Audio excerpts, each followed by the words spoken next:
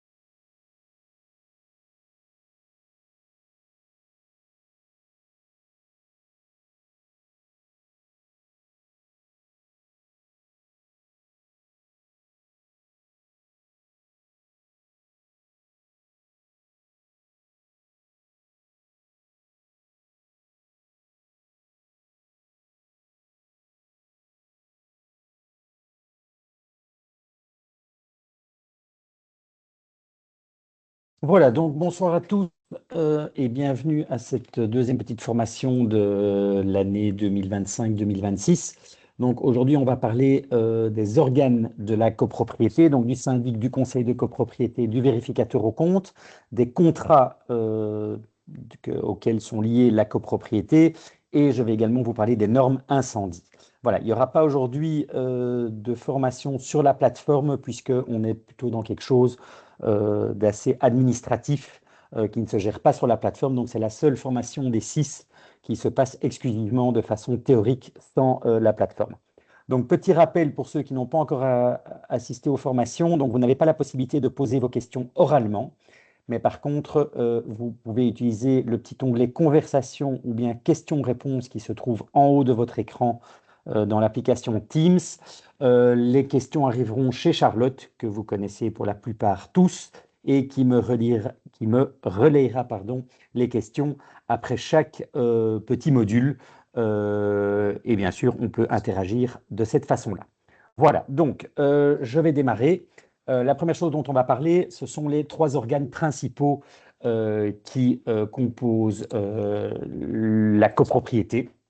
C'est le syndic, le conseil de copropriété et le vérificateur au compte. Le plus important, c'est bien sûr le syndic, pour lequel vous êtes la plupart à assister aujourd'hui à avoir cette fonction dans votre copropriété. Donc, syndic bénévole, comme vous le savez, il peut y avoir trois types de syndics en Belgique, soit un syndic professionnel, titulaire d'un diplôme IPI, et donc qui est un agent immobilier et qui est donc extérieur à la copropriété, soit un syndic qu'on appelle bénévole, mais qui peut le cas échéant être rémunéré, qui doit être exclusivement nommé parmi les propriétaires de la copropriété ou leurs conjoints. Et éventuellement, mais on ne l'espère pas, c'est éventuellement un syndic judiciaire. Ça veut dire à partir du moment où on ne trouve plus de solution pour la gestion saine de la copropriété, eh bien, un propriétaire ou un tiers peut demander au juge de nommer ce qu'on appelle un syndic judiciaire et qui aurait une mission en général temporaire, le temps de remettre la copropriété sur les rails. Voilà, donc ça c'est vraiment les trois types de syndics qui peuvent exister. Alors, on ne va pas parler du syndic judiciaire aujourd'hui puisque c'est vraiment un cas assez particulier et vraiment un cas à éviter parce qu'en plus ça coûte terriblement cher. On va parler du syndic en général et les petites différences minimes qu'il y a entre un syndic professionnel et un syndic bénévole. Alors la première chose commune aux deux syndics, évidemment, aux deux types de syndics, pardon, c'est qu'il doit soit être nommé dans une assemblée générale, soit dans l'acte de base, soit éventuellement par le juge, comme je viens de le dire. Alors, s'il est nommé en assemblée générale, sa nomination se fait à la majorité absolue des propriétaires présents. Donc, ça veut dire qu'on prend uniquement les quotités qui assistent ou sont représentés via une procuration lors de l'assemblée générale et qui votent pour la nomination du syndic. Ou éventuellement, c'est peut-être arrivé dans votre copropriété, notamment si vous êtes arrivé dans une copropriété neuve, qui soit un bâtiment qui vient d'être construit ou fraîchement découpé en appartements, qui était une maison unifamiliale ou un immeuble unifamilial avant, c'est que le syndic peut être nommé dans l'acte de base jusqu'à la première assemblée générale pour ensuite nommer un syndic, soit de bénévole, soit de professionnel. Voilà, donc deux façons de le nommer. Alors, pour la grosse différence entre les deux, c'est que pour un syndic bénévole, il ne faut pas de contrat entre l'ACP et le syndic bénévole. Il peut y en avoir un, voilà, un contrat ou éventuellement certaines spécificités. Mais en tant que syndic bénévole, c'est la loi qui s'applique, c'est-à-dire que le syndic bénévole doit appliquer sa mission en vertu de la loi, c'est-à-dire l'article 577 du Code civil. S'il y a des petites spécificités qui sortent du cadre de la loi, et notamment une éventuelle petite rémunération ou un défraiement, il faut que ça revêt d'un écrit.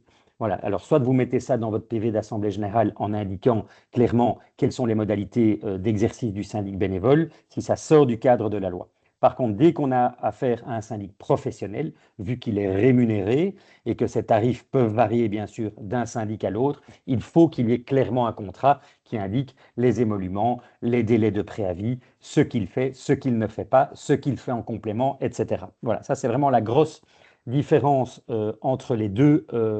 Voilà, mais donc pas d'inquiétude, si vous n'avez pas fait de contrat entre vous en tant que syndic bénévole et la copropriété, ça n'est pas une obligation légale, mais si on sort des règles de la loi, mettez-le par écrit, au moins c'est clair et transparent pour tout le monde. Alors, comme je le disais, le syndic, il a une mission qui est très clairement reprise dans la loi à l'article 577 et qui est notamment repris dans le règlement de copropriété de votre acte de base, en tout cas pour ceux qui ont un acte de base en conformité avec la loi de 2018 et les petites modifications de 2021. Donc, on peut résumer ceci. Voilà, je vais énumérer un petit peu quels sont les points principaux. Donc, la première chose à savoir, c'est que le contrat, hein, je parle bien de contrat, ne peut excéder 3 ans. Donc, s'il y a un contrat entre un syndic et la copropriété, le contrat ne peut excéder 3 ans. Mais le mandat, lui, est reconduit chaque année lors de l'Assemblée générale.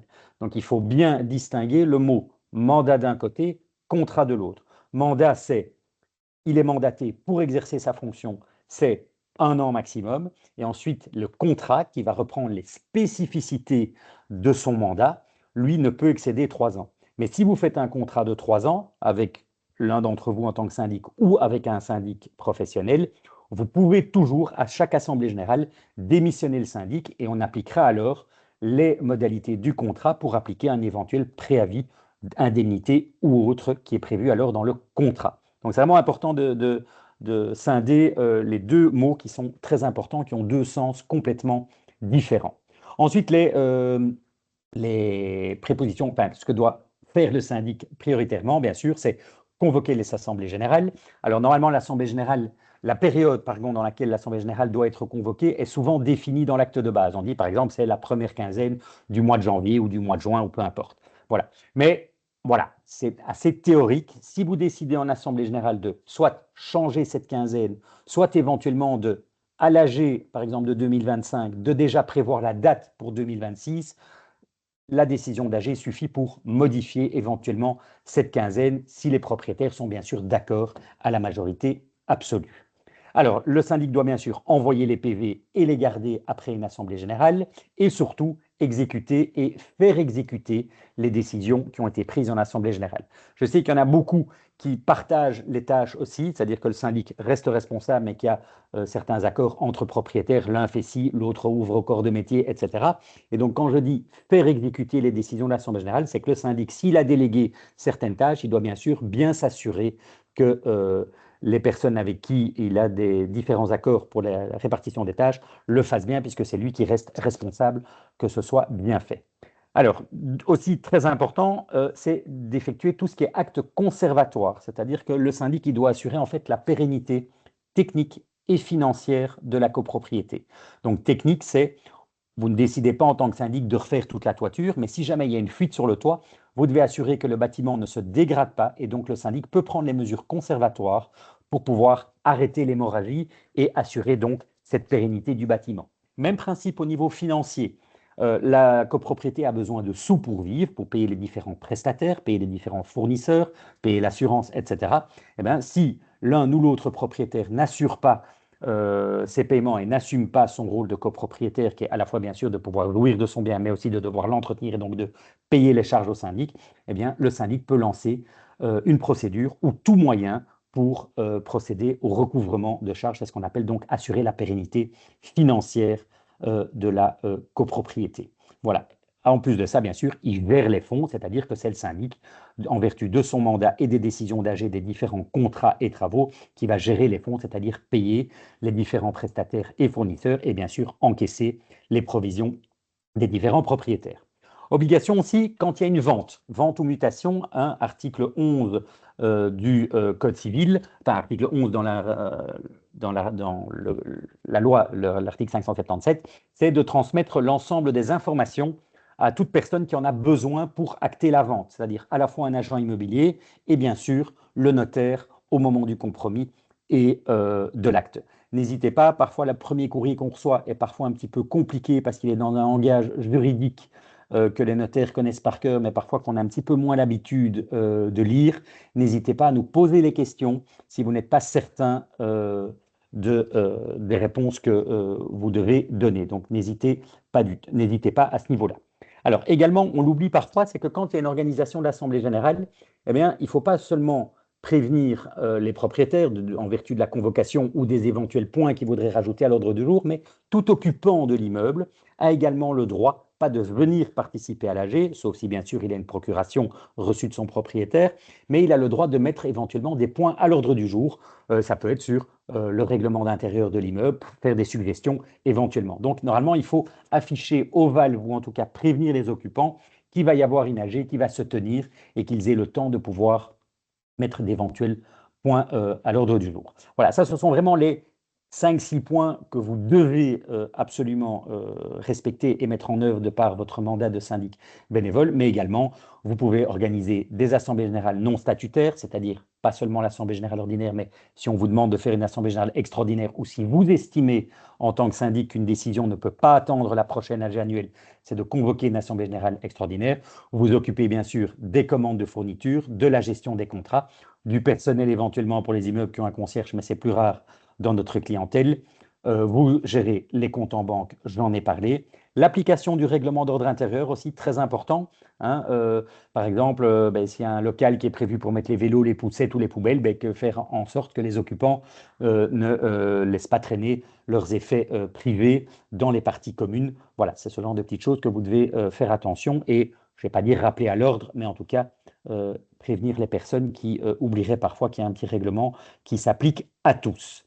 Voilà, donc ça c'est au niveau de ce que vous devez effectuer et surtout aussi bien garder tous les documents, hein. Vous savez que vous avez un onglet documents sur la plateforme, donc bien archiver les documents. Ça ne doit pas être obligatoirement sur la plateforme Syndic Yourself, bien entendu, mais l'avantage c'est que du coup tous les propriétaires peuvent avoir accès et les consulter et au moins vous ne serez pas dérangé le jour où on vous demande des copies de documents, mais donc c'est vous qui êtes responsable de bien garder l'ensemble des documents, que ce soit en format papier, soit en format électronique, et d'éventuellement les transmettre à votre successeur dans les 30 jours de la fin de votre mission. C'est également une obligation légale.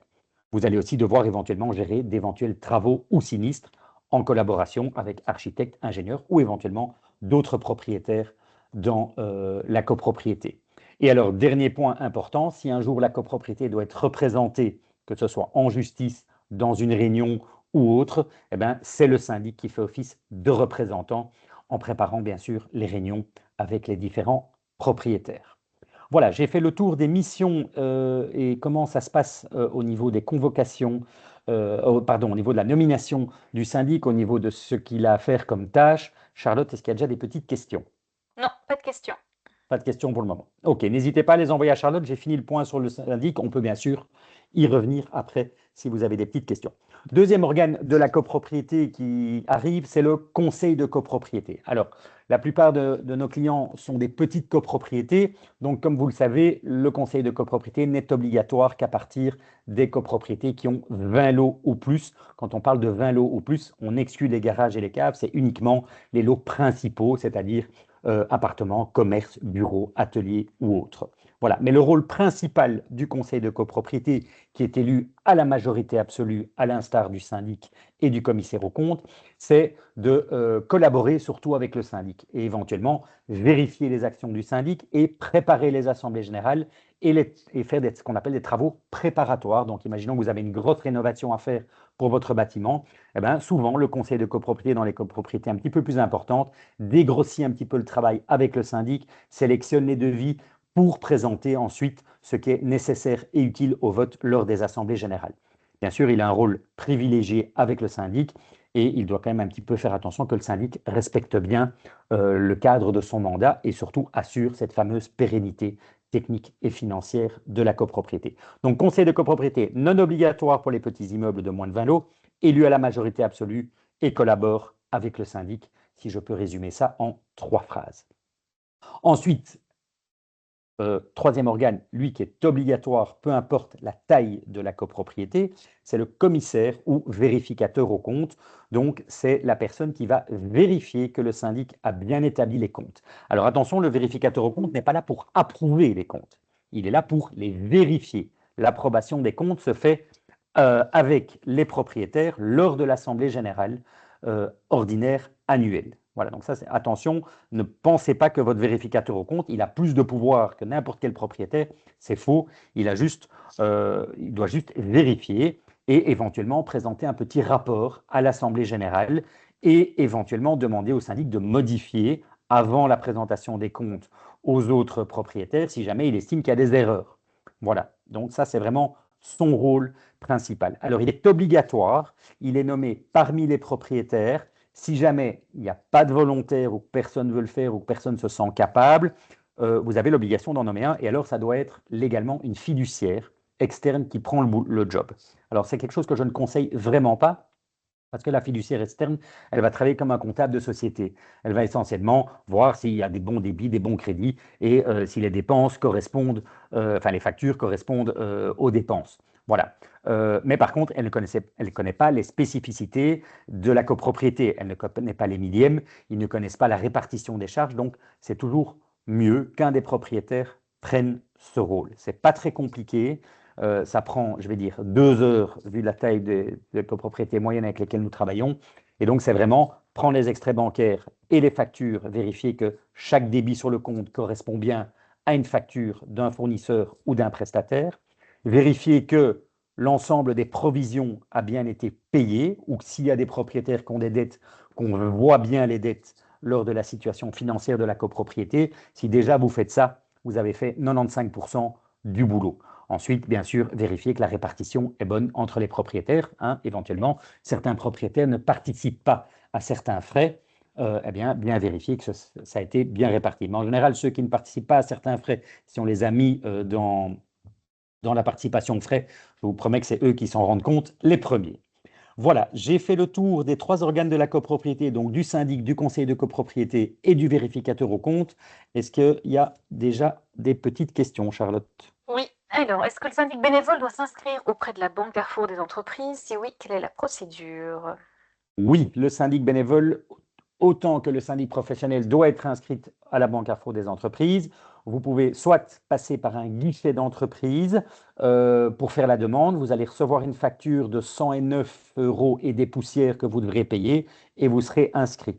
C'est quelque chose dont on peut s'occuper pour vous également. Nous demandons des petits frais administratifs d'une quarantaine, pas d'une quarantaine, de 40 euros pour le faire, plus votre facture que vous allez recevoir de 109 euros. Bien sûr, vous ne serez pas inscrit tant que la facture n'est pas payée. C'est les frais d'inscription à la BCE. Alors, comment réaliser le règlement de copropriété? Alors attention, il y a 2 choses. Le règlement de copropriété, c'est ce qui reprend la loi sur la copropriété. Alors ça, normalement, depuis 2021, le législateur a obligé tous les immeubles à se mettre en conformité puisque la loi a changé. Donc si vous n'avez pas encore le nouveau règlement de copropriété dans votre acte de base, il faut modifier votre acte de base. Ça ne doit pas spécialement se faire chez le notaire, puisqu'ici on parle du règlement de copropriété. Vous pouvez faire ça soit de vous-même, si vous vous sentez à l'aise de pouvoir remplacer les articles de loi de votre acte de base actuel par la nouvelle loi, ou bien via un bureau d'avocat spécialisé, par exemple comme Ivuris. Ça coûte entre 4 et 500 euros et l'approbation du nouveau règlement, le règlement de copropriété, pardon, se fait lors de l'Assemblée générale. Ensuite, vous avez le règlement d'ordre intérieur. Ça, c'est quelque chose qui est complètement interne à chacun des immeubles, c'est-à-dire que vous avez la possibilité de déterminer une façon de vivre dans votre copropriété que tous les occupants doivent respecter. Ça peut être fermer la porte à double tour à partir de 22 heures, ne pas mettre la musique, ne pas ranger les vélos dans la cage d'escalier, mais de les mettre dans la cave. Voilà, vous pouvez vraiment adapter en fonction de la spécificité de votre immeuble. Charlotte, encore une petite question? Oui. Alors, pourriez-vous rappeler les obligations du syndic concernant la déclaration d'impôt de l'ACP? Doit-il faire avec le commissaire aux comptes? Alors, la copropriété ne déclare pas d'impôt parce que tout simplement, elle ne fait pas de bénéfice, puisque l'argent appartient à ses membres, c'est-à-dire aux copropriétaires s'il y a éventuellement des surplus. Voilà. Et même s'il y a un fonds de réserve, cet argent est là pour d'éventuels travaux. Donc, il n'y a pas de déclaration d'impôt, pas de déclaration de TVA. La copropriété est une personne morale, donc elle est considérée comme une société parce qu'elle a un numéro d'entreprise, mais elle n'a pas d'obligation fiscale. Alors, est-ce que le vérificateur doit aussi vérifier les décomptes individuels? Non, il peut les vérifier, mais il n'a pas l'obligation. Comme je vous l'ai dit, il a l'obligation, on ne définit pas vraiment ce qu'un vérificateur au compte doit faire. Il doit vérifier que le travail du syndic est bien fait et donc de vérifier que les répartitions sont correctes entre les différents propriétaires. Donc il verra très vite dans son propre décompte, fonction des quotités utilisées, si la répartition a été faite entre tout le monde ou pas. Donc il n'aura pas nécessité de tout vérifier. Voilà, mais il doit bien vérifier que tous les frais de la copropriété ont bien été imputés, soit à tous les propriétaires, soit à des propriétaires en particulier, si jamais ce sont des frais privatifs. Euh, Lors d'une AG extraordinaire, un des copropriétaires fait le mort. Il ne répond pas aux convocations, ne se présente pas lors des réunions. Que faire? Peut-on prendre les décisions sans lui et lui faire part des PV où il est tenu de se présenter ou de se faire représenter? À partir du moment où le quorum d'une assemblée générale est atteint, c'est-à-dire que plus de la moitié des propriétaires sont présents, donc si vous êtes 5, il en faut 3. Si vous êtes 6, il n'en faut pas 3, il en faut 4, puisque c'est plus de la moitié, et que ces mêmes propriétaires représentent plus de 50% des quotités, c'est-à-dire au moins 501 millièmes, si on est sur 1000 dans la copropriété, l'Assemblée générale peut prendre les décisions, même si les autres propriétaires qui représentent du coup la minorité ne sont pas présents. Ensuite, toutes les décisions que vous prenez, sauf la modification des quotités de l'acte de base qui, elles, doivent être prises à l'unanimité de tous les propriétaires, sont opposables à tout le monde. Donc, imaginons demain, vous décidez de refaire la toiture, il y a un propriétaire qui n'est pas venu à l'AG, vous avez eu le bon quorum pour voter le montant des travaux, le devis, l'exigence des appels de provision, que vous avez envoyé votre PV dans les 30 jours qui ont suivi l'AG, le propriétaire ne peut s'opposer à la décision qui a été prise. Il peut éventuellement essayer devant le juge, mais il n'y arrivera pas. Donc, tant que votre quorum est atteint, toutes les décisions que vous prenez sont valables, peu importe les absents, et tant pis pour les absents. Pouvez-vous mettre à disposition une copie du règlement d'intérieur type suivant la loi? Oui, vous nous envoyez un petit mail, soit à Charlotte, soit à moi, et je vous envoie un règlement d'intérieur type. Attention à modifier selon les spécificités de votre immeuble. Alors, par rapport au règlement de la copropriété, peut-on décider avec majorité simple que les terrasses ne peuvent pas être utilisées à des fins commerciales ou que les commerces doivent fermer à une certaine heure? Non, parce que là, on modifie la jouissance des parties privatives et communes. Donc, c'est une décision, c'est une modification de l'acte de base, donc qui soit se prend à 4/5 ou à l'unanimité selon la décision que vous allez prendre. Donc ça, non, ce serait trop facile. Vous imaginez demain, j'achète un commerce parce qu'on me dit que c'est un restaurant dans l'acte de base, et puis les autres propriétaires en ont marre de voir le restaurant et ils décident que ce ne soit plus un restaurant, et moi je fais quoi parce que je suis restaurateur? Ça, on ne peut pas faire, évidemment. C'est comme si on vous dit demain qu'on ne veut plus que votre appartement soit un appartement, mais que ça devienne une salle de billard. Vous ne serez pas très content non plus. Donc ça, on ne peut pas faire. Il faut l'unanimité des propriétaires, et comme vous faites partie de la copropriété, vous voterez contre, ou moi je voterai contre si c'était mon restaurant. Donc non, ça on ne peut pas faire. Plus de questions. OK. Alors, je poursuis et nous allons maintenant parler des contrats de la copropriété. Alors, comme vous savez, il peut y avoir plein de contrats, hein. Ça peut être des contrats d'énergie, contrats d'assurance, contrats ascenseur, etc. Mais je vais parler de spécifiquement deux contrats qui sont très importants. C'est tout ce qui est ascenseur et assurance. Voilà. Alors, je sais que vous ne serez pas tous concernés pour l'ascenseur, puisque vous n'avez pas tous un ascenseur dans votre copropriété. Je vais d'abord commencer par les contrats d'assurance. Donc, deux choses à bien savoir. C'est la copropriété qui souscrit l'assurance pour tout ce qui est immeuble dans la copropriété, même si ça se trouve à l'intérieur de votre appartement. Donc, c'est un contrat d'assurance global pour tous les appartements, toutes les choses qui sont fixes. Donc, vous êtes couvert en cas de dégâts à votre cuisine, votre salle de bain, votre plancher, tout ça est couvert par le contrat d'assurance. Donc, ça ne sert à rien d'aller prendre un contrat en plus ou surtout pas assurer chacun son appartement. Il faut vraiment assurer l'ensemble de l'immeuble. Un, ça coûtera moins cher d'avoir une assurance globale. Et deux, à partir du moment où il y a plusieurs contrats pour plusieurs appartements, ben, vous connaissez les assurances, ben, ça va être le jeu, c'est pas moi, c'est toi, et ça va être la cata s'il y a des indemnisations à faire. Donc ça, c'est vraiment le grand principe. Par contre, n'oubliez pas de demander, ceux qui ont un locataire, c'est ou ceux qui occupent, c'est d'avoir un contrat d'assurance qui couvre vos biens meubles. Donc tout ce qui est mobilier, vêtements, casseroles, couteaux, ça doit être dans un contrat en tant qu'occupant, puisqu'en général, on loue un appartement qui est vide, et c'est le locataire qui vient mettre ses affaires, ou ses propres affaires si on occupe en tant que propriétaire. Donc ça, c'est important. Et si vous avez un locataire, vous lui demandez aussi d'assurer ce qu'on appelle sa responsabilité civile. C'est-à-dire que si lui fait une moulette dans l'immeuble et que ça provoque un dégât des eaux, un incendie, l'assurance de la copropriété pourrait se retourner contre votre locataire.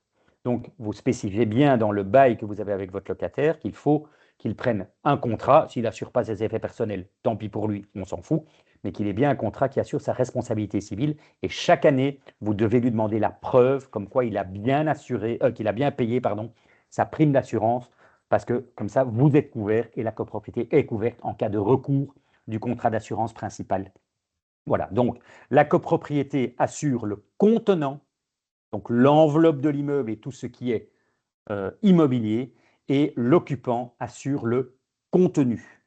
Vous retenez ces deux mots, c'est parfait, et surtout la responsabilité locative, civile locative du locataire, très très important. Voilà. Alors, il faut bien veiller à ce que dans les garanties de votre contrat d'assurance, ça couvre bien les dégâts des eaux, l'incendie, ainsi que les dégâts en cas de court-circuit électrique, les tempêtes, les catastrophes naturelles, les dégradations immobilières, c'est tout ce qui est vandalisme. Hein, à Bruxelles, hein, on commence à entendre pas mal de vandalisme à gauche, à droite, donc hein, les tags sur les façades, ce genre de choses, ça se couvre. Les heures de véhicule, hein, s'il y a un véhicule qui fonce dans votre façade, ça c'est déjà vu. La responsabilité civile de l'immeuble aussi. C'est-à-dire, imaginons que demain vous avez une tuile qui tombe du toit, ça blesse quelqu'un ou ça endommage une voiture ou quoi que ce soit, et bien ça c'est typiquement la responsabilité civile de l'immeuble. C'est la copropriété qui est responsable. Voilà. Et attention, on s'indique aussi, s'il est au courant qu'il faut remplacer la tuile et qu'il ne le fait pas, c'est pour sa pomme, mais ce n'est pas grave, le syndic est également assuré grâce à la FC Syndic. Alors, une assurance loi, c'est-à-dire c'est une assurance du travail éventuellement pour ceux qui ont des concierges ou du personnel dans l'immeuble, et l'assurance syndic non professionnelle, je viens d'en parler. Donc ça, c'est vraiment très important. Au niveau des taux, vous devez plus ou moins, donc vous devez d'abord valoriser l'immeuble. Si vous n'avez pas d'idée pour valoriser votre immeuble, et pour ne pas le surassurer et payer trop cher, ou le sous-assurer, ça veut dire que vous seriez indemnisé au prorata pour tout ce qui est sinistre. Hein. Si on paye, on dit on va assurer pour moins cher, comme ça on paye moins cher, mais je vous garantis que les compagnies ils vont dire vous avez payé moins cher votre contrat d'assurance parce que vous avez estimé votre immeuble à 500 000 au lieu d'1 million. Eh bien, quand vous avez un dégât des eaux de 5 000 euros, ils vont dire c'est très clair, on va vous donner que 2 500. Donc faites attention à ça. Et si vous voulez le valoriser, vous faites appel à votre courtier ou à votre compagnie d'assurance, ils vous enverront un expert, c'est gratuit, c'est compris dans votre contrat, et qui, lui, va donner la valeur de l'immeuble. Au moins, vous êtes couvert, on ne pourra pas vous reprocher d'avoir sous-assuré ou surassuré l'immeuble. Voilà, donc ça, c'est vraiment important si vous n'avez pas d'idée. Alors, le taux, en général, il est entre 0,5 et 2 pour 1000. Donc, ça veut dire que vous assurez pour 1 million, c'est entre 500 euros et 2000 euros par an. Ça, c'est grosso modo la fourchette dans laquelle vous devez être assuré. Si vous êtes au-dessus ou en dessous, posez-vous quand même la question, est-ce que je suis bien assuré? Et éventuellement, vous contactez votre compagnie pour que l'expert puisse venir valider ou pas. Bien sûr, ce taux varie en fonction de la qualité de l'immeuble, de la qualité de rénovation et d'entretien de la copropriété. Vous connaissez les assurances, au moins il y a de risques, au mieux vous avez un bel immeuble bien entretenu, au plus ils vous assureront à bas prix. Vous avez des sinistres tout le temps, l'immeuble n'est pas très bien entretenu, etc. Ils prennent plus de risques, ils vont vous demander une prime plus élevée. Et bien sûr, attention aux exclusions, c'est-à-dire que si vous répétez les sinistres, eh bien, il y a un moment, soit vous pouvez carrément être viré de la compagnie d'assurance, ou bien ils pourraient vous dire, écoutez, le dégât des eaux, vous avez tout le temps des dégâts des eaux, vous ne faites rien pour réparer, et on va encore en avoir, on vous exclut de tout ce qui est dégâts des eaux, ou bien on augmente la franchise quand il y a un dégât des eaux. Voilà, donc, faites attention de ne pas déclarer tout et n'importe quoi comme sinistre. En plus, il y a une franchise, comme vous savez, vous payez les 300 premiers euros, sont toujours à votre charge. Mais parfois, ça ne vaut pas la peine de déclarer des petits sinistres parce que, bien sûr, la prime va augmenter, mais surtout, vous risquez des exclusions, des franchises plus élevées ou des exclusions pour certains dégâts. Enfin, donc ça, c'est vraiment important. Dernière chose aussi, c'est que vous pouvez assurer ce qu'on appelle les pertes indirectes, c'est-à-dire que certains contrats prennent en charge les dépenses du syndic ou le travail qu'il a dû effectuer pour les sinistres. Voilà, il a dû se déplacer, il a dû ouvrir au corps de métier, il a dû demander des devis. Eh bien, les assurances couvrent ça à hauteur de presque 10%. Donc, si vous avez un sinistre de 5 000 euros, eh bien, l'assurance va rajouter 10 000 euros pour ce qu'on appelle les petites pertes indirectes. Voilà, c'est les frais d'expertise, de contre-expertise, du syndic, etc. Donc, ça peut être pas mal à prévoir dans votre contrat. Ça ne coûte pas spécialement plus cher. Donc, vérifiez vraiment bien vos contrats. Si jamais vous voulez faire auditer votre contrat par un autre courtier, pas juste pour le plaisir, mais comme ça, et que vous voulez éventuellement avoir de meilleures garanties, on peut éventuellement vous aiguiller vers certains partenaires. Voilà. Charlotte, des petites questions concernant assurance sur lesquelles je viens de faire le tour. Charlotte, je ne t'entends pas. C'est plus Voilà, sur voilà. des choses d'avant. Donc Airbnb, est-ce que c'est 80% pour Oui. la prohibition? Oui. Oui, 80%, et la décision de l'Assemblée générale doit figurer dans le dossier de demande du demandeur à faire du Airbnb à la commune. Donc, si vous refusez, eh bien, il ne pouvoir pas mettre ça dans son dossier, donc il n'aura pas le permis. Maintenant, il y a des gens, évidemment, vous allez me dire, qui font du Airbnb sans permis. Alors, une question. Dans ma copropriété, la répartition des charges n'a jamais correctement été établie. Il est pourtant inscrit au règlement qu'il y a deux types de charges. D'une part, des charges communes générales, d'autre part, des charges communes particulières qui incombent aux lots qui ont l'utilité d'un bien ou service dans une partie commune. Il est aussi clairement mentionné que les appartements au rez-de-chaussée ne doivent contribuer aux dépenses des ascenseurs, les caves n'ayant aucune quotité attribuée. J'occupe un appartement au rez-de-chaussée et je n'ai pas d'emplacement de parking et on me fait pourtant contribuer. Ma question, les copropriétaires tentent maintenant de modifier ce règlement pour supprimer la clause des charges communes particulières. En ont-ils le droit? C'est un vote à 80%, 4 cinquièmes en Assemblée générale des propriétaires présents. Donc on peut modifier la répartition des charges sous sous une majorité de 4 cinquièmes. Donc oui, c'est possible, mais il faut que la majorité soit atteinte. Alors, peut-on changer facilement de compagnie d'assurance bâtiment si on se rend compte que la prime est devenue exorbitante? Dans leur cas ici, c'est 5 000 € par an pour un immeuble de 11 lots. Alors, normalement, le changement de contrat d'assurance, ça se fait une fois par an et vous devez donner un préavis de 3 mois. Sauf s'il y a une augmentation tarifaire qui est plus élevée que l'indice ABEX. L'indice ABEX, c'est ce qui sert à l'indexation des primes. Donc, chaque année, votre prime augmente un petit peu parce que la vie augmente, les matériaux de construction augmentent, donc la prime d'assurance augmente. Si l'augmentation se fait de façon plus élevée que l'indice réglementaire, vous pouvez arrêter à tout moment sans attendre la période de préavis. Sinon, vous devez attendre le préavis de 3 mois qui précède la fin du contrat annuel. Une question. OK. On peut revenir encore. Hein. Si vous avez des questions sur d'autres choses, n'hésitez pas. Alors, maintenant, on va parler des ascenseurs pour ceux qui ont un ascenseur. Donc, deux types de contrats pour les ascenseurs obligatoires. C'est à la fois le contrat d'entretien et le contrat de contrôle périodique. Je vais commencer par le contrat du contrôle périodique. Qu'est-ce qu'un contrôle périodique? Il y a un organisme agréé, c'est un peu la même chose que pour les installations électriques et pour les PEB, qui doit venir vérifier que votre ascenseur est en bon état de fonctionnement et ne présente pas de risque. Voilà. Et donc, c'est cet organisme qui va émettre un rapport tous les trimestres ou tous les semestres, c'est-à-dire 2 fois par an ou 4 fois par an. Si tout est en ordre, il dira tout est OK. S'il y a des modifications ou des réparations à faire, il va le mentionner et ce rapport devra alors être transmis par le syndic à la personne qui s'occupe là du contrat d'entretien et qui devra faire les modifications ou les réparations demandées par l'organisme du contrôle périodique. Donc, pour résumer, un contrat avec une société agréé par l'État qui fait le contrôle périodique et ils viennent 2 ou 4 fois par an.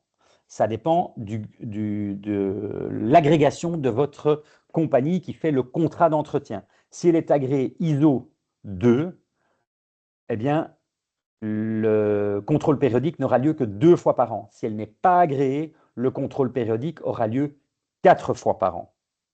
Okay, donc, contrôle périodique, je répète, c'est un organisme qui vient pour contrôler si l'ascenseur est en bon état de marche et qui fait un rapport positif ou négatif, si négatif, avec les actions que doit prendre alors à ce moment-là la compagnie avec qui vous avez un contrat d'entretien pour votre ascenseur et qui devra pallier aux réparations. Attention que si jamais le rapport soit n'est pas transmis, soit la société qui fait l'entretien ne fait pas bien son job, eh bien, le contrôle périodique, quand il va repasser lors du prochain contrôle, il pourra décider éventuellement de mettre à l'arrêt votre ascenseur. Et voilà, il n'est plus aux normes, il ne respecte pas les normes de sécurité ou de conformité. J'exige que l'ascenseur soit mis à l'arrêt. Ceux qui ont l'ascenseur ont déjà certainement vécu ce genre de choses. Donc, il est très important, là je viens maintenant sur le contrat d'entretien, d'avoir une société fiable.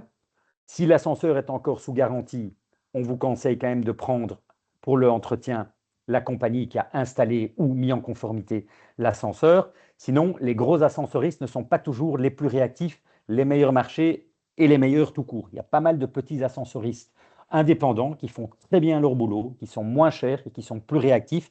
Et ce n'est pas parce qu'ils ne s'appellent pas Otis ou d'autres qui sont moins bien. Voilà. Donc, vérifiez quand même bien que vous ayez quand même une bonne rapidité d'intervention au cas où il y a un souci. Parce que parfois, quand on habite au 5e étage, ce n'est pas toujours drôle d'avoir son ascenseur à l'arrêt.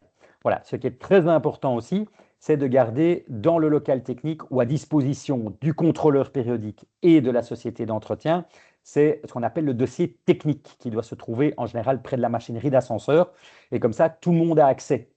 Voilà. Et de faciliter l'accès, évidemment, pour les personnes qui doivent intervenir. Parce que parfois, comme ils doivent intervenir en urgence, il n'y a pas toujours quelqu'un à l'immeuble, peut-être prévoir une boîte à clés, qu'ils aient une clé. Voilà, essayez d'organiser les choses de façon pragmatique pour que les interventions puissent se faire facilement et surtout votre petit dossier d'intervention technique qui se trouve à côté de la machinerie, comme ça, autant le contrôleur technique que la personne qui fait l'entretien peut le trouver facilement et peut intervenir du coup facilement. Voilà, donc je répète juste pour que ce soit bien clair, contrôle périodique obligatoire 2 ou 4 fois par an, c'est eux qui viennent vérifier si votre ascenseur fonctionne bien.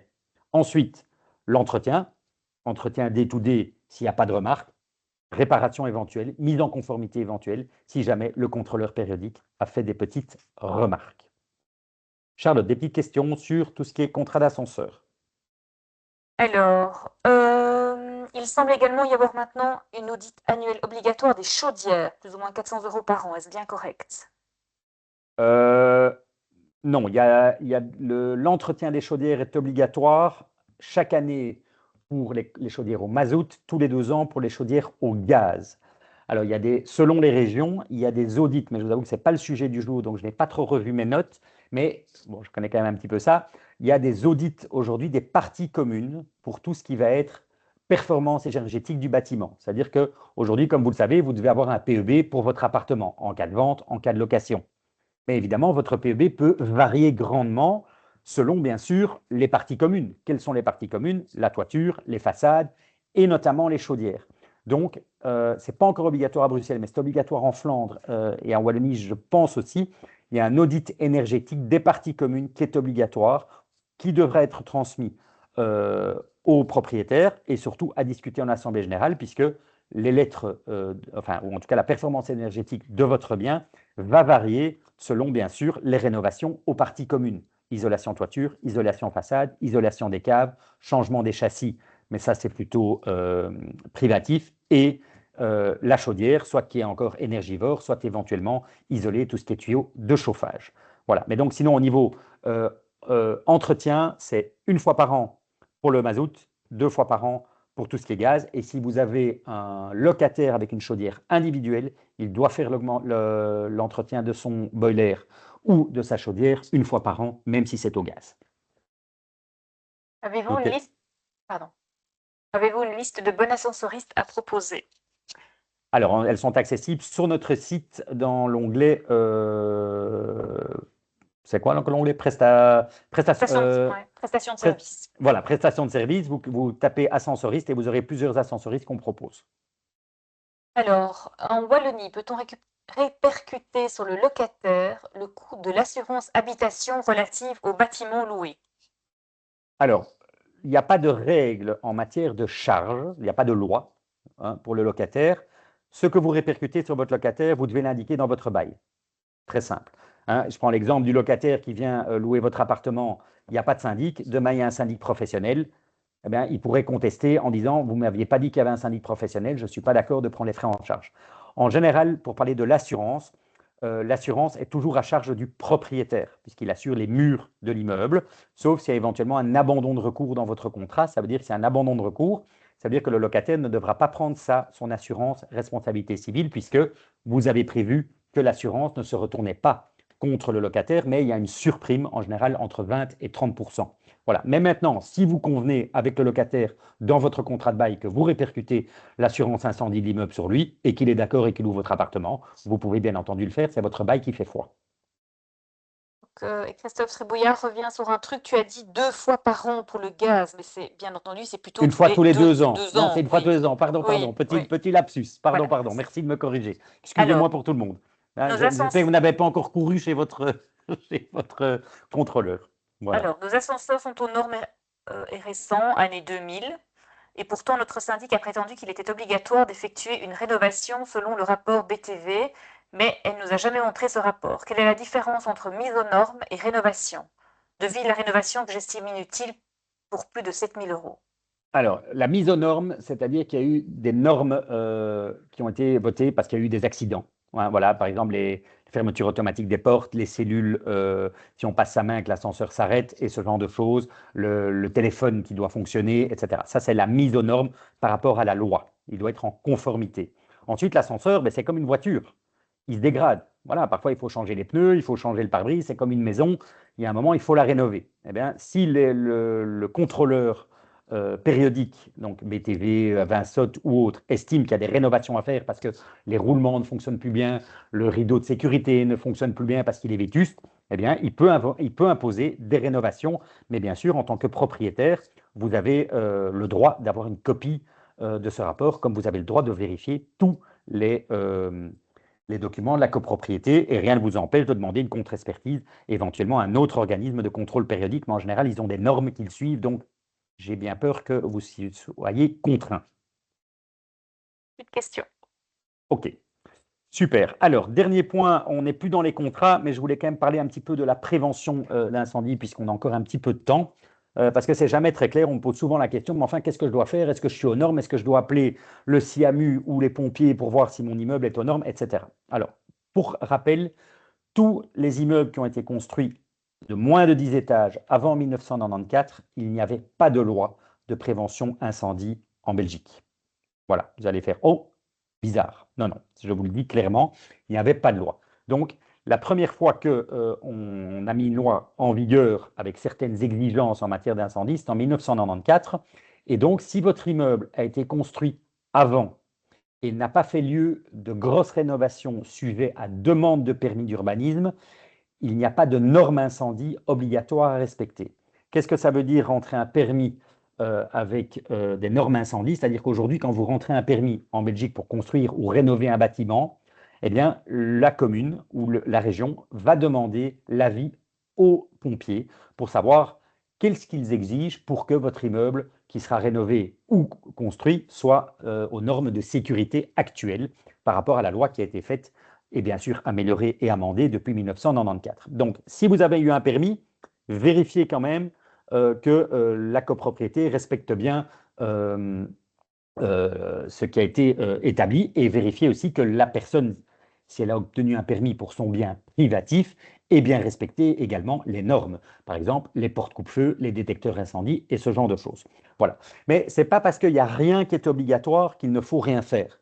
Hein. Une compagnie d'assurance va fort apprécier que vous mettiez des choses en place pour éviter toute catastrophe en cas d'incendie et elle pourrait même invoquer la négligence du syndic ou des propriétaires si jamais il y avait une catastrophe et qu'on pouvait avérer qu'il y avait une négligence. Par exemple, je parle simplement au niveau des caves, mais la conformité électrique, pas seulement des compteurs communs, mais des compteurs privatifs aussi. Si c'est un bric-à-brac de câbles électriques en bas et que ça présente un risque, eh bien, vous pourriez être condamné, la copropriété ou les propriétaires, si jamais ça présente un risque.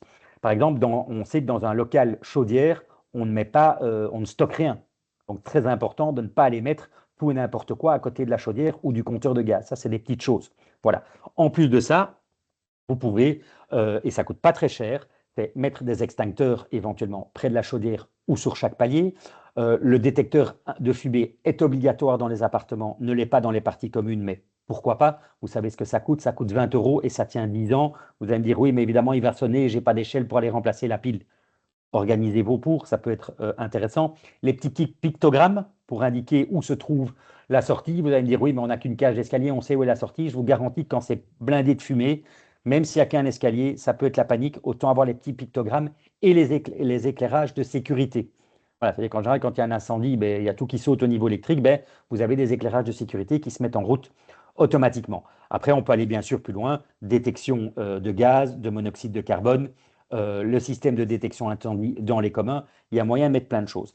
Mais voilà, en plus, si vous mettez des petites choses en place, hein, extincteur, détecteur de fumée, vous transmettez ça à votre assurance et vous allez voir que vous allez avoir une petite remise sur votre contrat. Donc, en plus, vous allez assurer la sécurité des habitants et en plus, ce sera remboursé partiellement par une diminution de votre prime d'assurance. Donc, au niveau incendie, entre guillemets, pas d'obligation si l'immeuble n'a pas subi, a été construit avant 1994 ou pas subi de grosses rénovations dues à un permis d'urbanisme depuis 1994. Mais attention, si vous appliquez ça, que ce soit quand même bien entretenu et pourquoi pas mettre des petites choses en place pour assurer un minimum de sécurité. Charlotte, voilà, c'était le dernier point. Est-ce qu'il y a encore des petites questions? Non. Ah si, une question. Attends, je reviens. Les portes de secours du parking situé au sous-sol, en permanence fermées à clé malgré l'avis du CMI. Ah Attends, non, pardon, excuse-moi. Oui, oui, oui, voilà, pardon pour la question. Oui. voilà. Oui, non, elles ne peuvent pas être fermées à clé parce que voilà. Et c'est le même principe quand on ferme une porte d'entrée d'un immeuble à double tour. Je vous garantis que quand vous quittez votre appartement parce que ça brûle, vous ne pensez pas à prendre vos clés. Et vous vous retrouvez en bas devant la porte qui est fermée à double tour. Donc, soit vous ne la fermez pas à double tour, soit vous placez un système, ce qu'on appelle un système à blois. C'est-à-dire que c'est une serrure automatique qui se ferme à double tour automatiquement à partir d'éventuellement une certaine heure, mais que vous pouvez toujours ouvrir avec bêtement la clinche de la porte de l'intérieur. Donc, vous ne serez jamais pris au piège. Donc, non, les portes de secours, elles sont là pour pouvoir sortir. Donc, on ne les ferme pas à clé. Et faites attention à votre porte d'entrée. Ça, c'est déjà vu et c'est déjà arrivé. Y a-t-il besoin que chaque appartement d'une nouvelle copropriété installe des portes coupe-feu par étage? Et lors des rénovations classiques, faut-il utiliser les plaques USB rouges obligatoirement? Par exemple, si rénovation d'une cuisine. Alors, de nouveau, ça va dépendre du permis d'urbanisme qui a soit été introduit, qui a été introduit ici dans ce cas-ci par un propriétaire. C'est le SIAMU qui émettra l'avis. Mais en général, ils exigent les portes coupe-feu pour les appartements et ils exigent que les appartements soient cloisonnés par rapport aux autres. C'est-à-dire que les fameuses plaques roses dont vous parlez, qui sont RF 30 minutes, eh bien, soient utilisées dès qu'on parle d'une cloison qui se trouve soit entre l'appartement en question et les communs, soit entre l'appartement du dessus et du dessous, ou de gauche et de droite. Alors, ça doit être coupe-feu. Alors, ce n'est pas spécialement les plaques roses, hein. Une brique ou un bloc-itong de neuf, c'est RF aussi, évidemment. Vous devez demander quels sont les matériaux de construction qui sont bien aux normes par rapport à la recommandation du SIAMU euh, euh, qu'elle a fait, pardon, en fonction du permis d'urbanisme. Plus de questions. OK. Encore une petite là, non? C'est bon? Ah oui, dans le cas d'une rénovation isolation d'une toiture, il faut une PU. J'ai pas compris. Dans le cadre d'une rénovation isolation d'une toiture, il faut une Un PU, PU. PU veut un dire PU, permis d'urbanisme? sans doute. Voilà. Ça dépend. Si on ne modifie pas l'aspect de la toiture et qu'elle n'est pas visible de la. Attends. Il y a une question, Charlotte, qui vient de C'est revenir. quelqu'un d'autre. Oui, Ah, ok, ok. c'est Voilà, quelqu'un donc oui, d'autre. permis d'urbanisme, c'est une modification de l'aspect de la toiture ou s'il y a une rehausse de la toiture. Si jamais l'aspect n'est pas modifié, ni couleur de tuile, ni rehausse de la toiture ou des corniches, il n'y a pas besoin de permis d'urbanisme. Tu as une autre Doit-on, question? lors d'une rénovation avec permis, remplacer les plafonds entre les appartements? Alors, a priori, non, parce qu'en fait, le plâtre utilisé, même d'époque, est considéré par les pompiers comme coupe-feu. Donc, a priori, non. Sauf si vraiment c'est du bois et que ça risque de brûler, les pompiers peuvent de nouveau l'obliger. Voilà. Mais voilà, tout en général est bien clair dans les recommandations des pompiers. Donc, lisez bien le document. Et si vous avez un architecte, parce que vous avez des travaux qui sont soumis à la gestion du chantier par un architecte, lui pourra vous répondre. Mais a priori, les plafonds et les cloisons, normalement, la plupart du temps, ne doivent pas être modifiés. On peut les garder comme ça. C'est souvent uniquement les ports d'entrée, mais ça peut arriver quand même. Euh, Plus de questions. OK. Eh bien voilà, ben, écoutez, merci en tout cas d'avoir assisté à cette petite formation. Si vous désirez, il y a encore des questions qui arrivent, chat ou pas? IPU pour la réno... Attends, pardon. Est-ce obligatoire de faire intervenir un expert pour vérifier s'il y a de l'amiante dans notre immeuble? Je précise, il date de 2000. Non, il n'y a pas d'obligation. Par contre, si l'amiante commence à se dégrader, c'est la responsabilité du syndic de faire en sorte qu'elle ne soit pas dangereuse, soit de l'isoler, soit de la faire enlever à ce moment-là. Mais il n'y a pas d'obligation de faire ça, en tout cas pas à Bruxelles, ni en Wallonie. Je pense qu'en Flandre, maintenant, c'est obligatoire. Mais à vérifier. Si PU pour la rénovation d'une toiture, peut-on nous demander de placer des portes coupe-feu aux appartements? Non, ça, j'ai jamais vu. Donc Voilà, non. Voilà. une question. OK. Mais écoutez, voilà, je vous souhaite tous une bonne soirée. Si vous avez encore des petites questions, n'hésitez pas. On est joignable, bien sûr, comme vous le savez, par mail, par intercom. comme je veux dire, le chat sur notre plateforme. Si vous désirez avoir une copie de l'enregistrement de la formation de ce soir, vous envoyez soit un petit mail à Charlotte ou à moi. On vous le fait parvenir dans les 48 heures. Voilà, je vous souhaite à tous une bonne soirée.